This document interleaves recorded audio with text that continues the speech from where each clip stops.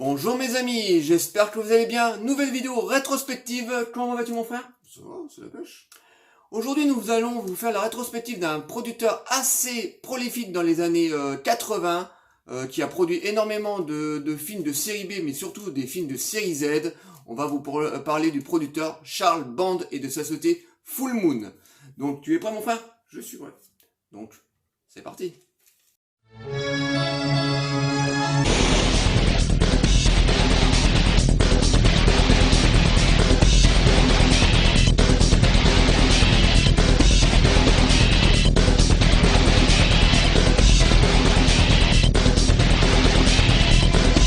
Charles Bantz est un producteur, scénariste, réalisateur qui est né en 1951 à Los Angeles.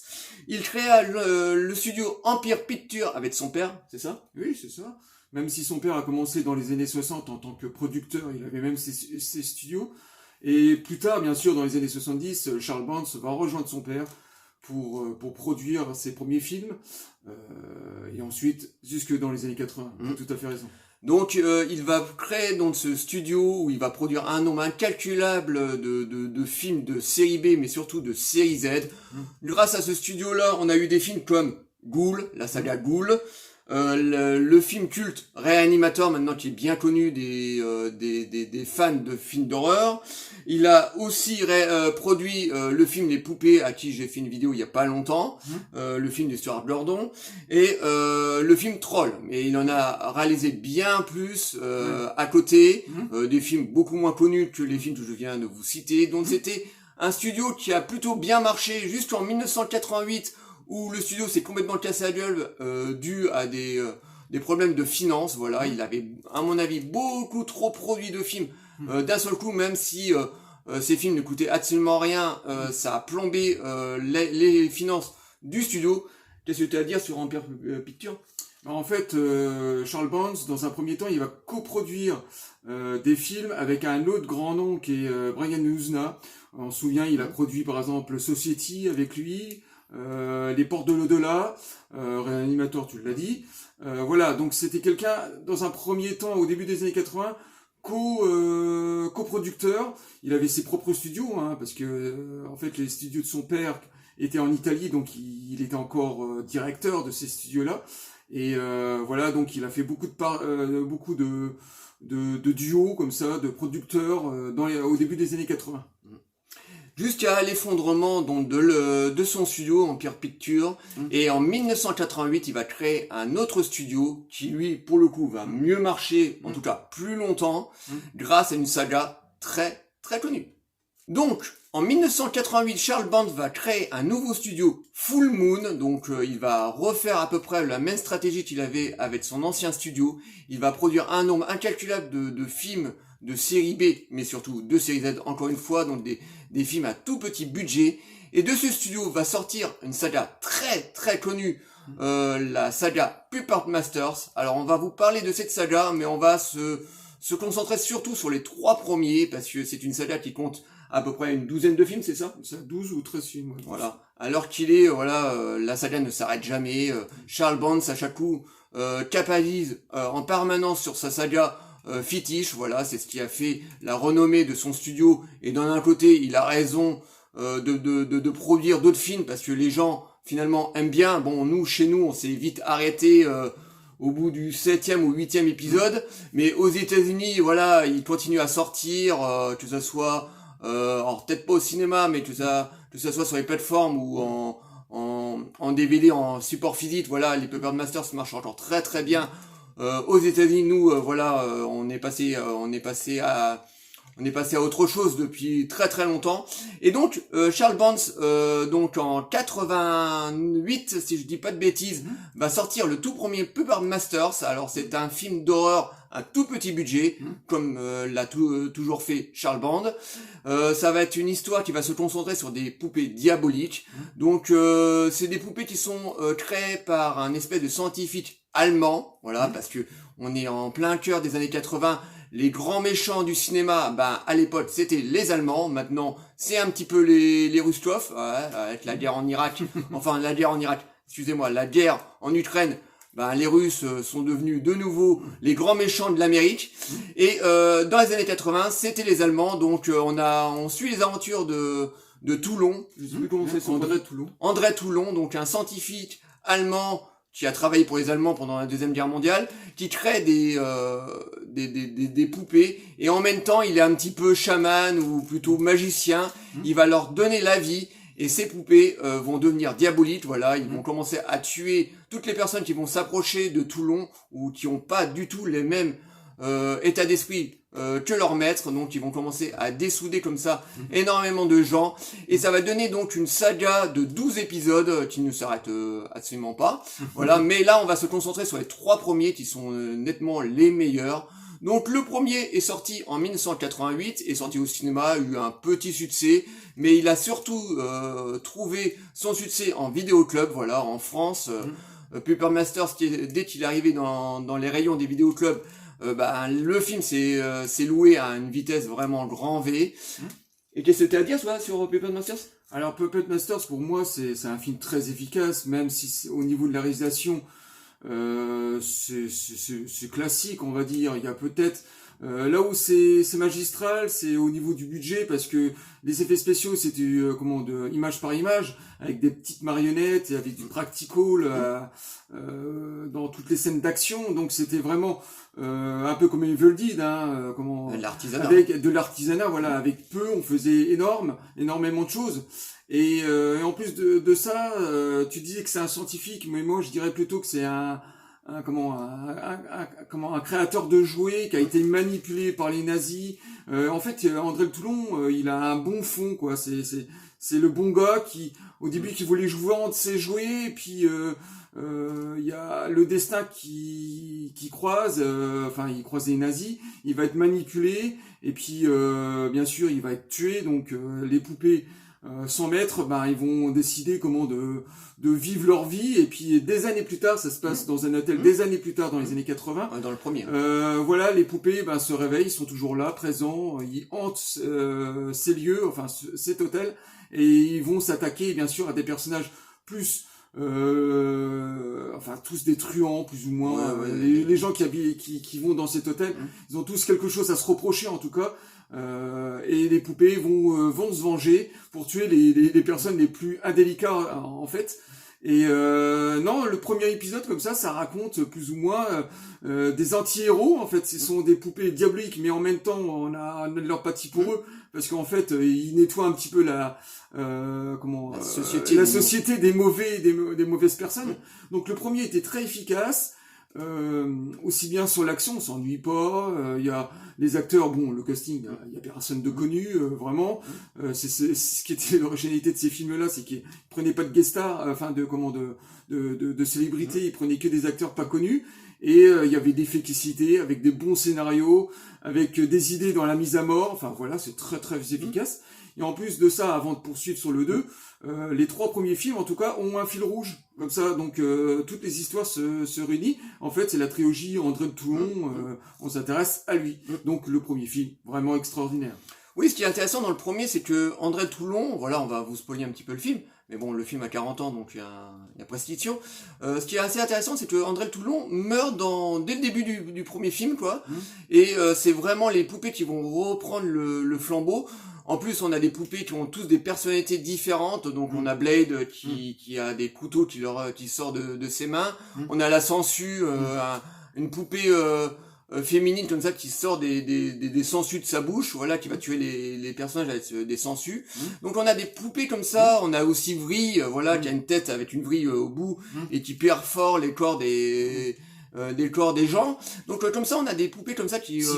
Si cool. Oui, enfin bon, il y a énormément de poupées comme ça qui ont des personnalités assez qui ont leur propre personnalité, et c'est assez intéressant. Donc le premier film, comme David vous l'a dit, c'est un film c'est un premier film d'une trilogie, voilà, qui va être la trilogie de André Le Toulon, voilà. Même s'il meurt dans la première scène, André Le Toulon va toujours réapparaître dans les 3 premiers films, voilà, il va planer comme ça, son nom va planer en permanence sur les 3 premiers films. Donc le premier film sort, fait son petit effet au cinéma, mais surtout va cartonner dans les vidéoclubs, qui va bien entendu amener à une suite très très rapidement. Après le joli petit succès qu'a rencontré Puppet Masters dans les vidéoclubs, Charles Bonds, bien entendu, va enclencher très rapidement une suite. Et donc on va avoir droit à Puppet Masters 2, voilà, donc on est tout le temps dans dans la même histoire que le premier, voilà, donc on a André le Toulon qui va réapparaître. Là, Charles Bonds va utiliser l'image de André le Toulon comme Frankenstein, voilà, les poupées dans le film vont réanimer le corps de André le Toulon, donc on va le voir avec des bandelettes et tout.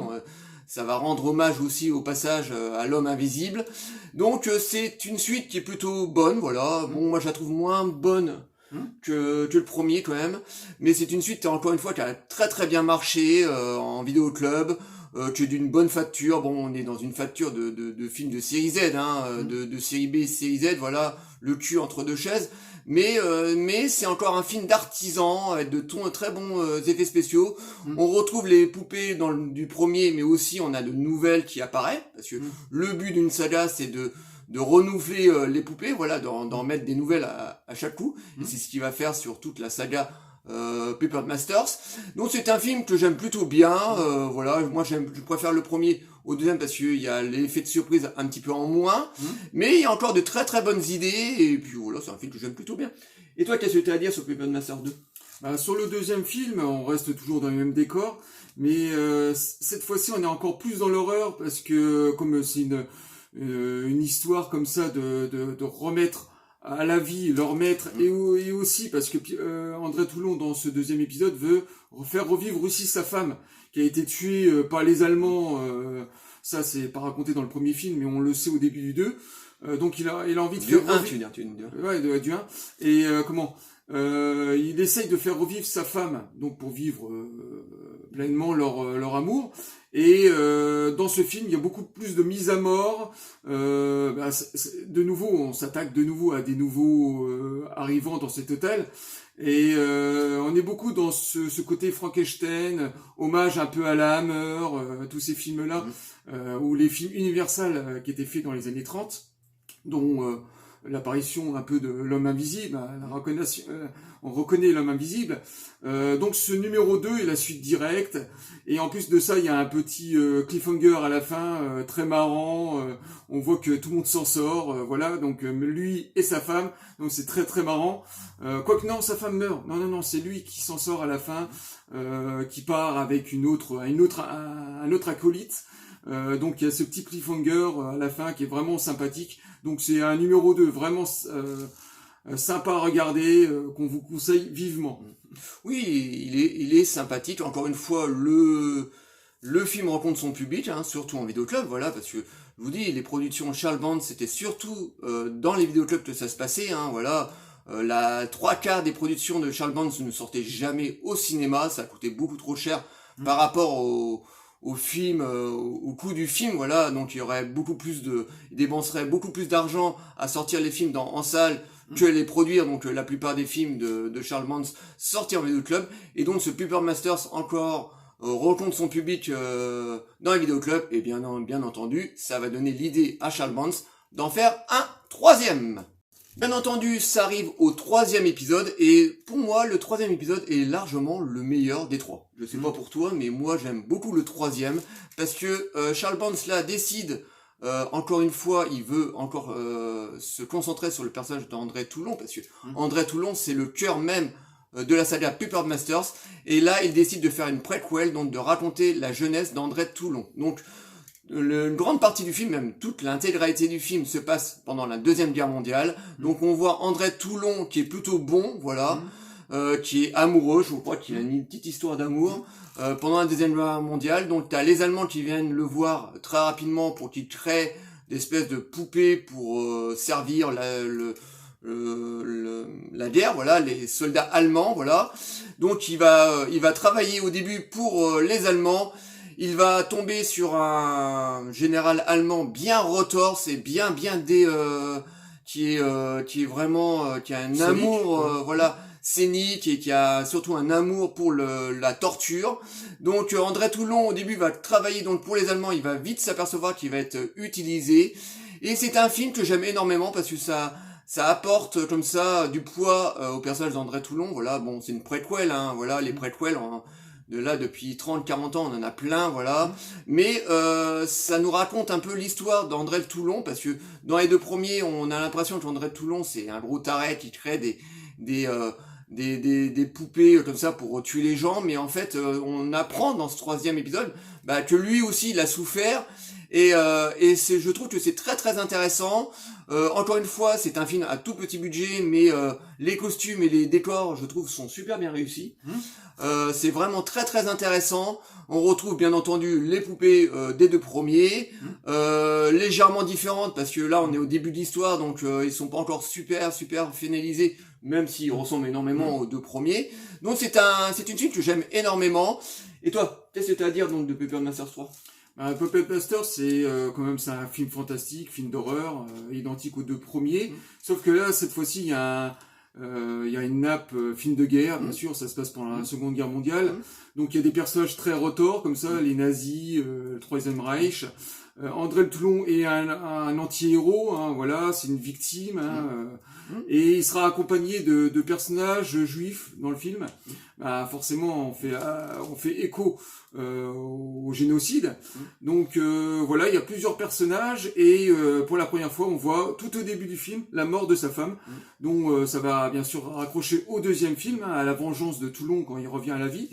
Et puis ce film est très efficace, hein, toujours du image par image, du practical avec des petites marionnettes. C'est de l'artisanat, voilà, c'est toujours fait avec les moyens du bord. Mais on s'identifie totalement aux marionnettes, aux poupées. Donc c'est toujours les mêmes poupées qui reviennent, hein, les Blade, voilà, Siku, Lavry, tout ça, la Sangsue, voilà, et tous ces personnages qu'on avait adorés dans les deux premiers. Et cette fois-ci, ils sont utilisés pour le bien, pour venger justement. Pour venger et tuer tous ces nazis. Donc voilà, donc on a parlé de ces trois films, et en plus, je répète, ces trois films ont un fil conducteur, c'est-à-dire voilà, c'est la saga André Toulon. Trilogie, et rien que pour tout ça, on adore ces trois films qu'il faut absolument découvrir. Hein. Je pense que c'est assez facile d'accès maintenant de les trouver ou en DVD ou sur des sites. Hein. Mais en tout cas, les trois premiers Puppet Masters sont juste extraordinaire de créativité et d'artisanat. Oui, c'est de très très bons films. Bon, des petits films, hein, voilà, on est, je vous dis, entre la série B et la série Z, mais de très très bons films d'artisanat, encore une fois, voilà. On sent que derrière, il y a des gens qui aiment ça, qui aiment le fantastique, l'horreur, on a de très beaux maquillages, on a beaucoup de practical comme ça, image par image. Mais ça se voit encore maintenant, bien sûr, ça se voit parce que les films ont 40 ans, donc forcément ça a plus ou moins bien vieilli. Mais voilà, c'est fait avec amour.